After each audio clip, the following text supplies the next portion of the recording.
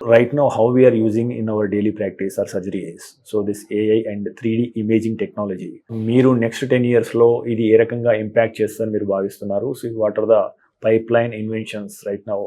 అంటే ఆర్థోపెడిక్స్లో specifically the biggest thing right now is still robotics ఉంది. ఓకే, రోబోటిక్స్తోనే మాకు ఆల్రెడీ ఇట్స్ బిగ్ ఇన్నోవేషన్. దాంట్లోనే స్మాల్ ట్వీకింగ్, స్మాల్ అడ్వాన్సెస్ అవుతూనే ఉంటాయి.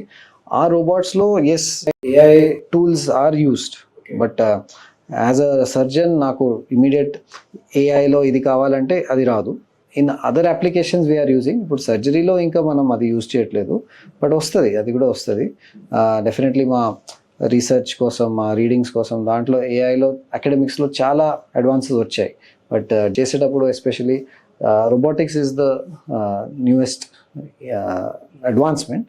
Beyond that we are still waiting. And ఆ రోబోటిక్స్లోనే ఫైన్ ట్యూనింగ్ అవుతుంది. ఇప్పుడు సన్షైన్ కిమ్స్లో పిల్లలకు సంబంధించి పీడియాట్రిక్ ఆర్థోపెడిక్స్లో ఎటువంటి సబ్ స్పెషాలిటీగా డెవలప్ చేస్తున్నారు దాన్ని? ముఖ్యంగా కొంతమంది పిల్లలు వంకరకాలతో పుట్టడం జరుగుతుంది.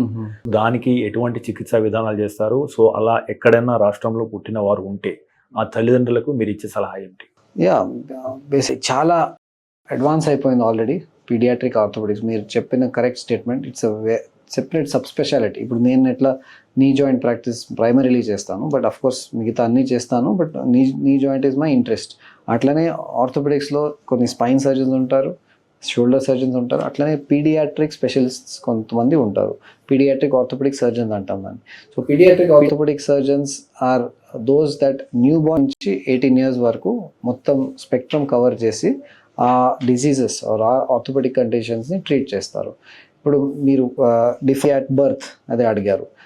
చాలా డిఫార్మిటీస్ ఆటోమేటిక్గా కరెక్ట్ అవుతాయి, బట్ కొన్ని అవ్వవు.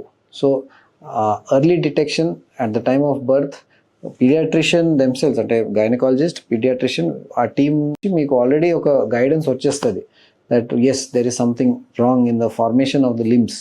సో ఆల్రెడీ వాళ్ళు చెప్తారు పీడియాట్రిక్ ఆర్థోపెడిక్ సర్జన్ దగ్గర వెళ్ళి ఆ కరెక్ట్ మెజర్ తీసుకోవాలని. But early detection, early cure చేస్తే ఆల్మోస్ట్ 100% ట్రీట్మెంట్ సక్సెస్ ఉంటుంది. ఎందుకంటే చిల్డ్రన్లో ఆ కెపాసిటీ టు హీల్ చాలా హై ఉంటుంది. సో టైమ్లీ ట్రీట్మెంట్ తీసుకుంటే definitely you can do. Like for example CTEV అని ఉంటుంది. ఓకే, సో క్లబ్ ఫుట్ అంటాం కామన్ టర్మినాలజీలో. ప్లాస్టరింగ్ టెక్నిఫుల్గా వచ్చాయి, సో అది స్ట్రైటన్ చేయొచ్చు. డిడిహెచ్ అని ఇంకొకటి ఉంది.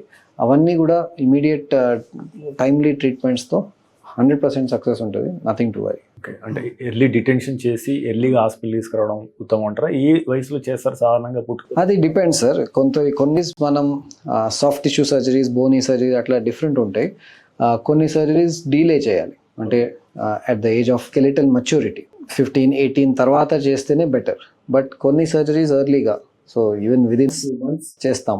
బట్ ఆ differentiation depends on the condition, అది చేయాలి. బట్ ఆ డిసిజన్ పేరెంట్స్, మా పీడియాట్రిక్ ఆర్థోపెడిక్ సర్జన్తో కలిసి చేయాలి. అండ్ దట్ అట్లీస్ట్ ఆ ఇన్ఫర్మేషన్ తొందరగా తీసుకోవాలి. లైఫ్లో సర్జరీ ఎప్పుడైనా అవ్వచ్చు, but the diagnosis and the plan should be fixed. మీరు తీసుకునే అదే మందులు, అదే నాణ్యమైన మందులు, కానీ సగం ధరకే.